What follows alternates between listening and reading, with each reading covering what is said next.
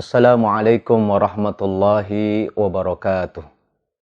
Alhamdulillah, alhamdulillahi akbar fawqa kulli man takabbar wa tajabbar. Thumma alhamdulillahi akbar fawqa kulli man asyraka wa kafar wa kullu ma siwallahi asgar. Ashhadu an la ilaha illallah wahdahu la syarikalah irghaman liman jahada bihi wa kafar. Wa ashhadu anna sayyidana wa nabiyyana wa qurrata a'yunina wa nura qulubina sayyidina wa maulana Muhammadin man utiyal hikmah wa ma'adinur rahmah wa fasal khitab fakana awwala da'in ila tariqis shawab. Allahumma fasalli wa sallim wa barik wa karim wa syarif wa azim ala man kanat hasanatuhu la tuhsa. An-Nabiyil Mustafa wa Rasulil Muqafa wa ala alihi wa sahbihi wa kafati ahli sidqi wal wafa amma ba'du. Qala Allah Ta'ala fi kitabihil karim, a'udzu billahi minasyaitonir rajim. Ya ayyuhalladzina amanu taqullaha wa qulu qawlan sadida yuslih lakum a'malakum wa yaghfir lakum dhunubakum wa may yuti'illaha wa rasulahu faqad faza fawzan 'azima. Wa qala Nabi sallallahu alaihi wasallam, may yuridillahu bihi khairan yufaqihu fid din. Wa qala musannifu rahimahumullah wa nafa'ana bihi wa bi ulumin fid dharain amin ya Allah ya rabbal alamin. Para pemirsa Al-Husaini Media Center yang berbahagia, tidak ada kata yang pantas keluar dari lisan kita ini selain mengucapkan rasa syukur kita kepada Allah Subhanahu wa Ta'ala atas segala limpahan karunia serta nikmat yang senantiasa Allah berikan kepada kita. Selawat beriring salam semoga selalu Allah limpah curahkan kepada baginda Rasul Nabi besar Muhammad sallallahu alaihi wasallam. Para pemirsa Al-Husaini Media Center yang berbahagia, bertemu kembali dengan Al-Fakir pada materi pembelajaran hadis. Insyaallah pada kesempatan hari ini Al-Fakir masih melanjutkan pembelajaran hadis tentang keutamaan-keutamaan bersuci pada bab Kitabut Thaharati, pada kitab Targhib wa Tarhib.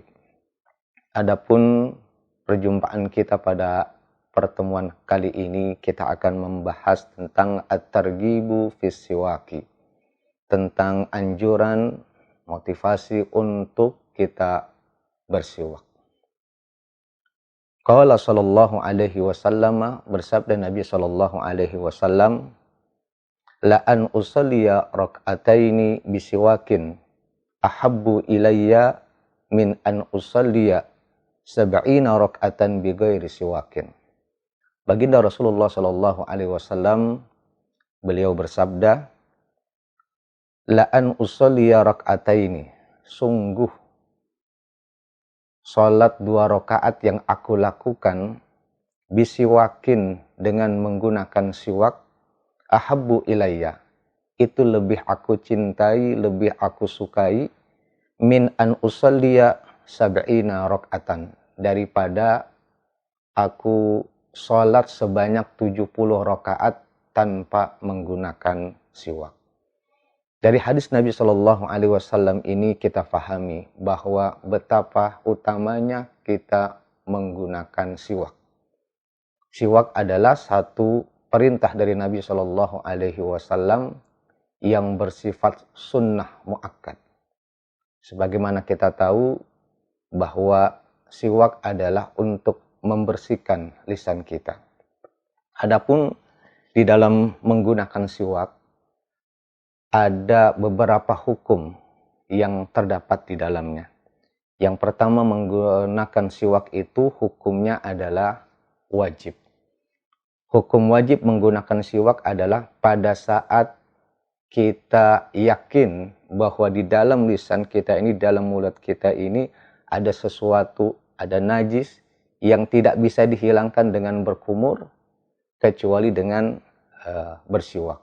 Maka bersiwak pada saat kita mau menghilangkan najis di mulut kita, maka hukum menggunakan siwak itu menjadi wajib.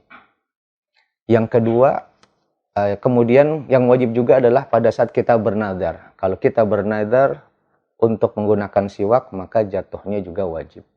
Yang ketiga, pada saat kita mau berangkat sholat Jumat dan kita yakin bahwa di mulut kita ini ada sesuatu yang bau, yang kalau seandainya kita tidak menggunakan siwak, kita tidak bersihkan gigi kita, akan mengganggu orang di sebelah kanan dan sebelah kiri, maka pada saat itu kita wajib untuk menggunakan siwak. Kemudian sunnah, hukum yang kedua adalah sunnah. Sunnah kita menggunakan siwak ini pada perkara-perkara yang baik, ya, terutama pada saat kita mau melaksanakan sholat, pada saat kita mau berwudu, pada saat kita taklim, ingin belajar, pada saat akan tidur, bangun tidur setelah makan. Itu merupakan satu kesunahan yang dianjurkan oleh baginda Rasulullah Shallallahu Alaihi Wasallam. Bahkan hadis yang tadi Al-Fakir bacakan di awal, bahwa Rasulullah Shallallahu Alaihi Wasallam sangat menyukai melakukan sholat 2 rakaat dengan siwak daripada beliau melakukan 70 rakaat tanpa menggunakan siwak. Ini menunjukkan atas satu kesunahan yang luar biasa di dalam menggunakan siwak. Kemudian hukum selanjutnya adalah makruh. Makruh itu adalah pada saat kita meminjam siwak orang lain dengan ridhonya, maka menggunakan siwak milik orang lain meskipun dengan ridhonya itu hukumnya makruh.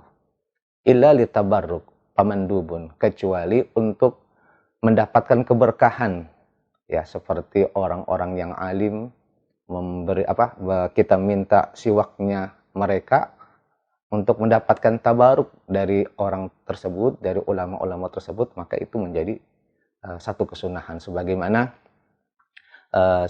Sayyidatuna Fatimah, ya, itu beliau selalu meminta siwak daripada siwaknya Nabi Shallallahu Alaihi Wasallam.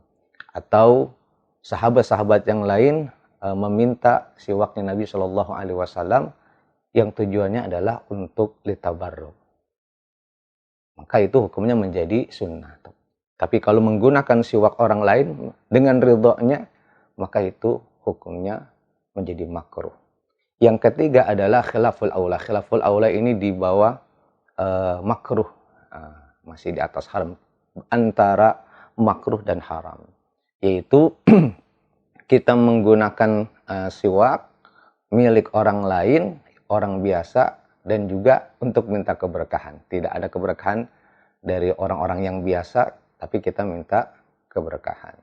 Dan yang terakhir, hukum menggunakan siwak ini hukumnya menjadi haram manakala kita menggunakan siwak milik orang lain tanpa izinnya. Kita menggosok, mengambil daripada milik orang lain. Maka bersiwak dengan menggunakan siwak milik orang lain dengan cara mengambil, maka itu hukumnya menjadi haram, ya.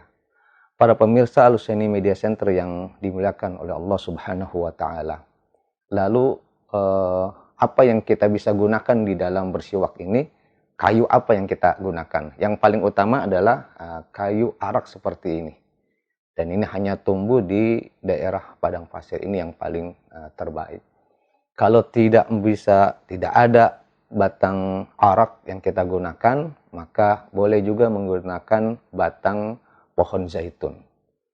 Kalau tidak ada batang pohon zaitun, maka boleh juga kita menggunakan pelepah daun kurma. Jadi baginda Rasulullah Shallallahu Alaihi Wasallam, beliau menggunakan arak, beliau juga menggunakan batang kayu minyak zaitun, dan beliau juga menggunakan batang pelepah daun kurma. Pada saat Rasulullah Shallallahu Alaihi Wasallam akan wafat, beliau minta disiwakin, dan siwak yang digunakan itu diambil dari batang pelepah daun kurma. Adapun siwak yang kita gunakan ini, afdolnya adalah tidak lebih besar dari kelingking kita, batang siwaknya, dan tidak lebih besar dari jari jempol kita. Adapun panjangnya tidak melebihi daripada 1 jengkal, dikurangi 2 jari, dan pendeknya tidak kurang dari ukuran 4 jari ini. Lalu bagaimana cara menggunakannya? Cara memegangnya adalah jari telunjuk, jari tengah, dan jari manis berada di depan, sedangkan jari jempol serta jari kelingking berada di belakangnya. Ya, jadi cara memegangnya seperti ini. Kemudian dimulai dari tengah, ya, kemudian ke sebelah kanan atas, kemudian ke bawah, sebelah kanan bawah, terus naik lagi ke atas, ke sebelah kiri, kemudian ke bawah. Kita lakukan sebanyak 3 kali, di tengah lagi, maka kemudian kita ambil dari tengah, dari lidah kita usap. Ya, dan itu merupakan cara kemudian bagaimana batang siwak yang kita gunakan adalah batang siwak yang sesuai dengan ukurannya. Di sisi lain juga banyak keutamaan-keutamaan, bahkan dalam beberapa kitab disebutkan ada sekitar 70 faidah yang kita peroleh dari kita menggunakan siwak. Salah satunya dengan menggunakan siwak itu adalah untuk menghilangkan penyakit pegal di bagian pinggul kita. Nah, para pemirsa yang dimuliakan oleh Allah Subhanahu wa taala, itu tadi kita sama-sama mendengar bagaimana keutamaan daripada siwak itu sendiri. Dan bahkan ketika kita bersiwak ini ada satu doa yang kita diajarkan oleh baginda Nabi Shallallahu alaihi wasallam. Ya, salah satunya adalah doa yang diajarkan oleh beliau Rasulullah Shallallahu alaihi wasallam, Allahumma bayyid lisani, ya Allah, putihkanlah gigiku, kemudian kuatkanlah tulang rahangku, kemudian fasihkanlah lisanku, dan berilah keberkahan pada siwak ini. Pada saat kita menggunakan siwak di dalam wudhu, maka kita boleh menggunakannya sebelum mencuci tangan kita ataupun sesudah mencuci tangan. Antara Imam Romli dengan Imam Ibnu Hajar ini berbeda pendapat. Menurut Imam Romli, kalau kita bersiwak itu sebelum mencuci tangan kita, maka kita harus niat, ya. Nawa itu saya berniat untuk bersiwak. Adapun ketika kita bersiwaknya setelah kita mencuci tangan, maka tidak lagi kita berniat karena sudah merupakan bagian dari sunnah di dalam berwudu itu sendiri. Nah, kita lanjutkan selanjutnya pembacaan hadis Nabi Shallallahu alaihi wasallam tentang keutamaan. Wa qala sallallahu alaihi wasallam, dan bersabda Nabi Shallallahu alaihi wasallam, laula an asyqa ala ummati, kalaulah tidak memberatkan atas umatku, la faradtu alaihim as-siwaka inda kulli salatin kama faradtu alaihimul wudu'a. Maka sungguh aku akan mewajibkan mereka untuk menggunakan siwak pada setiap kali mereka melaksanakan sholat, sebagaimana aku wajibkan mereka untuk berwudu. Ini juga merupakan hadis Nabi Shallallahu alaihi wasallam yang menunjukkan bahwa betapa sholat itu memiliki keutamaan yang luar biasa di dalam sholat maupun di dalam berwudu. Oleh karena itu, baginda Nabi Shallallahu alaihi wasallam hampir saja mewajibkan kita untuk bersiwak. Seolah baginda Nabi Shallallahu alaihi wasallam bertanya kepada diri kita menggunakan siwak ini berat atau tidak? Kita menggunakan siwak ini mudah atau tidak? Maka pastikan ketika kita ingin melaksanakan sholat itu, kita sudah bersiwak. Karena kita akan memperoleh keutamaan yang luar biasa. Bahkan kalau seandainya kita tidak membawa siwak, maka kita boleh menggunakan ujung baju kita. Sekedar kita tempelkan agar kita memperoleh keberkahan daripada bersiwak itu. Di Al-Habib Umar bin Hafid bin Syekh Abu Bakar bin Salim, beliau sebelum bertakbir untuk memimpin sholat, beliau selalu menyampaikan siwak walau bitafil saub, bersiwaklah meskipun dengan menggunakan ujung baju. Kita tempelkan saja atau kita gigit saja. maka itu kita memperoleh keberkahan dari bersiwak itu sendiri. Kemudian waqala Sayyiduna Ali karamallahu wajhahu, dan berkata daripada Sayyidina Ali, semoga Allah Subhanahu wa taala memuliakan wajahnya, as-siwaku, bersiwak itu yazidu fil hifdzi, dapat menambah atau dapat memperkuat al-hifdzi, hafalan, wa yudhibul balghama, dan dapat menghilangkan riak, menghilangkan kotoran-kotoran yang ada di dalam tenggorokan kita. Ini juga merupakan salah satu faidah daripada kita menggunakan siwak. Ya, orang yang sering kali menggunakan siwak, maka Allah Subhanahu wa taala akan berikan kekuatan di dalam menghafal. Ya, kadang kita sulit sekali untuk menghafal Al-Quran, sulit sekali kita untuk menghafal hadisnya Nabi, sulit kali kita untuk menghafal pelajaran. Maka solusinya adalah sering-seringlah kita bersiwak untuk perkara-perkara yang dianggap baik di dalam agama. Seperti halnya sebelum kita belajar, kita bersiwak. Ya. Kalau siwaknya benar, kemudian sesuai dengan apa yang disyariatkan, mengikuti para ulama, maka itu kita akan memperoleh keberkahan daripada siwak itu sendiri. Baiklah para pemirsa yang dimuliakan oleh Allah Subhanahu wa taala, kita lanjutkan pada bab selanjutnya, at-tarhibu min isti'mali awanid dhahabi wal fiddati.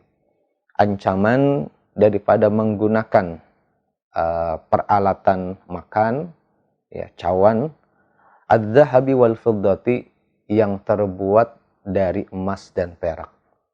Ya, ini biasanya dilakukan oleh orang-orang yang sombong, oleh orang-orang yang menunjukkan bahwa mereka adalah orang-orang yang kaya, sehingga tempat minum mereka, piring mereka, sendok mereka, dan apapun itu, bahkan untuk berwudu pun kalau seandainya itu terbuat tempat wuduknya itu dari emas, maka itu juga hukumnya diharamkan. Dalam satu keterangan disebutkan bahwasanya kita diperbolehkan menggunakan apa saja dan untuk makan asal itu suci, maka kita diperbolehkan. Boleh menggunakan besi, boleh menggunakan piring, boleh menggunakan yang terbuat dari tembikar dan lain sebagainya. Semuanya itu diperbolehkan asal suci dan bukan emas atau perak. Bahkan kita diperbolehkan untuk minum langsung dari tempatnya. Orang minum, ada sungai, kemudian dia minum dengan menggunakan mulutnya, tanpa menggunakan cawan, tanpa menggunakan gelas, tanpa menggunakan piring, itu diperbolehkan. Kemudian minum dari, kalau di di negeri Yaman tersebut ada kocoran air yang kemudian airnya tumpah di situ, kemudian kita langsung minum tempat itu masih diperbolehkan. Ya, itu biasanya digunakan oleh orang yang tidak punya tangan dan orang yang memang sama sekali tidak memiliki tempat untuk berminum. Itu masih diperbolehkan, meskipun makruh. Makruh karena ya hampir sama dengan seperti binatang yang tidak menggunakan alat-alat untuk minum. Tapi buat orang yang tidak punya tangan, tidak punya cawan, punya tempat, maka dia diperbolehkan. Hukumnya mubah, tapi makruh karena memang tidak beradab. Kalau kita memang ada tempat yang lain, maka gunakan. Tapi menggunakan emas atau menggunakan perak, ya itu hukumnya diharamkan. Nah, hadis tentang keharaman daripada menggunakan tempat makan dari emas dan perak itu adalah waqala sallallahu alaihi wasallam, dan bersabda Nabi sallallahu alaihi wasallam, innal ladzi ya'kulu aw yashrabu fi aniyatid dhahabi wal fiddati, sesungguhnya orang-orang yang makan atau orang yang minum fi aniyatin, pada tempat-tempat, ya, gelasnya, piringnya, garpunya, sendoknya, nampannya dan lain sebagainya yang digunakan untuk makan dan minum, ad-dhahabi wal fiddah, terbuat dari emas dan perak. Innama yujarjiru fi batnihi naru jahannama. Sesungguhnya yujarjiru, dalam keterangan di sini disebutkan sobbal ma fi khalqi, seperti kita masukkan air kemudian ada suara ya, suara di dalam tenggorokan kita, maka orang yang makan dari piring yang terbuat dari emas atau perak, minum dari tempat emas dan perak, itu akan bergemuruh fi batnihi, di dalam perutnya itu naru jahannam, neraka jahanam.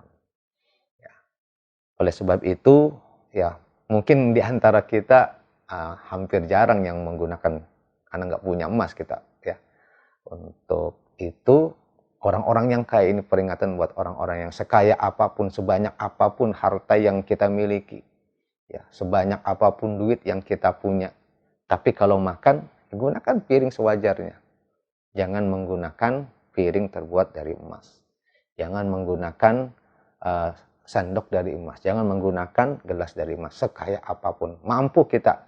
Jangankan cuman gelas dan piringnya saja yang dari emas. Bahkan rumah kita yang bisa kita beli dengan emas itu kita nggak boleh. Menggunakan cincin bagi laki-laki, cincin emas, itu tidak diperbolehkan. Berapa banyak orang yang laki-laki demi tampilannya dan lain sebagainya, demi gengsinya menggunakan emas buat cincinnya. Haram buat laki-laki. Buat perempuan, fadhal, silahkan. Menggunakan kalung yang terbuat dari emas, ya itu juga hukumnya haram. Karena memang setiap apa yang Allah haramkan, pasti di situ ada kemudaratan yang ada di dalamnya. Setiap apa yang Allah syariatkan, pasti di dalamnya juga ada manfaat. Karena itu, tinggalkan pada hal-hal yang diharamkan oleh Allah Subhanahu wa Ta'ala. Kemudian kita juga akan lanjutkan separuh dari pelajaran kita adalah tentang babul wudu. Meskipun pada kitab Targhib wa Tarhib ini tidak menjelaskan tentang bagaimana cara berwudu, yaitu memang ada pembelajaran khusus di belajar fikih, tapi di kitab Targhib wa Tarhib ini hanya memberi motivasi buat kita serta memberikan ancaman atas apa-apa yang kalau kita tinggalkan dari kesunahan dan sebagainya. Babul wudu, bab tentang wudu, at-targhibu fil wudu'i. Anjuran, motivasi di dalam berwudu, wa fi isbaghihi, dan di dalam melebihkan basuhan di dalam berwudu. Wa tarhibu, dan ancaman min adamil isbaghi, dari tidak melebihkan basuhan di dalam wudu.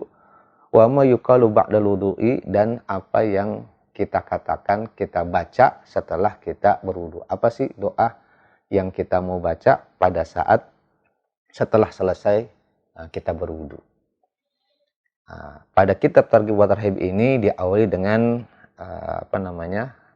ayat Allah Subhanahu wa Ta'ala, firman Allah Subhanahu wa Ta'ala pada surah Al-Maidah, wa qala ta'ala, dan berfirman Allah Subhanahu wa Ta'ala, ya ayyuhalladzina amanu idza qumtum ila sholati faghsilu wujuhakum wa aydiyakum ilal marafiq wamsahu bi ru'usikum wa arjulakum ilal ka'baini.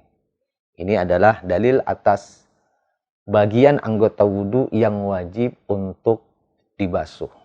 Wahai orang-orang yang beriman, idza qumtum ila sholati, apabila kalian ingin melaksanakan, menegakkan daripada sholat, faghsilu, maka basuhlah wujuhakum, wajah kalian. Apa itu wajah? Mungkin di pelajaran guru kita Kiai Haji Ahmad Faisal telah disampaikan, Al-Fakir hanya menyampaikan sedikit, bahwa yang namanya wajah itu dalam keterangan kitab Nailur Roja, di situ diterangkan bahwa yang namanya wajah itu adalah bila mendatar minal udun ilal udun, ya, dari mulai kuping kanan sampai dengan kuping kiri, ya. Min mana biti sa'ari rosi, dari mulai tempat tumbuhnya rambut, ila muntahal lihyan, sampai dengan akhir daripada janggut kita. Ini namanya wajah. Maka yang wajib pertama kali dibasuh pada saat kita berwudu adalah wajah kita. Memang di ayat ini tidak disebutkan niat ya, tapi dalam arkan shalah itu ada 6. Yang pertama adalah an-niyatu inda awali juz'in minal wajhi, inda gusli awali juz'in minal wajhi, yaitu kita baca niat pada saat pertama kali kita membasuh wajah kita. Jadi batasan wajah itu semua. Ada orang yang membasuh wajahnya hanya di bagian depan saja. Di sebelah kanan kirinya tidak basah, bagian bawahnya tidak basah. Itu namanya tidak isbagh ya. Bahkan dalam definisi wajah aja tidak masuk kalau kita hanya membasuh bagian depannya saja. Maka basuhlah wajah kita. Untuk tahu mana wajah, nanti di pelajaran guru kita Ustaz Faisal, pelajar fikih, kita akan dapatkan itu. Ya. Karena ini merupakan satu kewajiban, maka kita mesti benar-benar tahu. Kemudian wa aydiyakum ilal marafiqi, dan kedua tanganmu sampai dengan sikut ya. Yang namanya sikut ya sampai sini harus dilebihkan. Isbagh harus dilebihkan, tidak hanya batas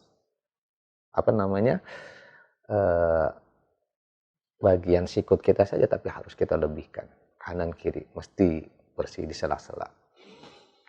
Kemudian wamsa'u biru'usikum, dan usap ya. Jadi ada ghasal, ada imsah ya. Jadi ada masah. Masah itu hanya cukup tangan kita basah, kemudian kita basahkan di sebagian kepala.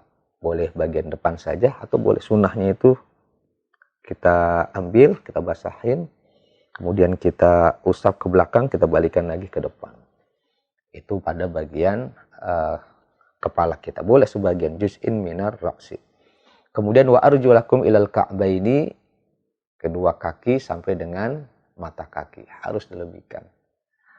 Nah, ini adalah ayat tentang atas wajibnya kita untuk berwudu sebelum kita melaksanakan ibadah sholat. Nah, untuk pelajaran selanjutnya, hadis-hadis tentang keutamaan atau motivasi kita untuk berwudu yang benar dan apa saja keutamaannya, insya Allah kita akan bahas di pertemuan kita yang akan datang. Mudah-mudahan dari pelajaran kita pada kesempatan hari ini kita memperoleh keberkahan. Yang pertama, kita belajar tentang siwak, maka berusahalah di kantong kita ini selalu ada siwak untuk memperoleh keberkahan. Tentulah kita sedang berdagang dengan Allah, maka kita ingin memperoleh sebanyak-banyaknya pahala dari Allah Subhanahu wa taala dengan benda yang kecil, dengan benda yang murah harganya, tapi kita memperoleh keberkahan yang begitu luar biasa. Bahkan sekarang sudah banyak odol digunakan, ada siwaknya. Hampir semua apa yang disunahkan oleh Nabi Shallallahu Alaihi Wasallam, karena ada manfaatnya banyak, akhirnya semua orang tahu bahwa di dalam siwak itu sebenarnya selain ada keberkahan juga ada obat yang dikandung dalamnya. Jangan sekali-kali kita menggunakan cawan atau tempat-tempat makan kita dari emas, dan mudah-mudahan kita senantiasa memperbaiki wudhu kita. Demikian apa yang bisa Al-Fakir sampaikan, mudah-mudahan bermanfaat. Hadanallahu wa iyyakum ajma'in. Assalamualaikum warahmatullahi wabarakatuh.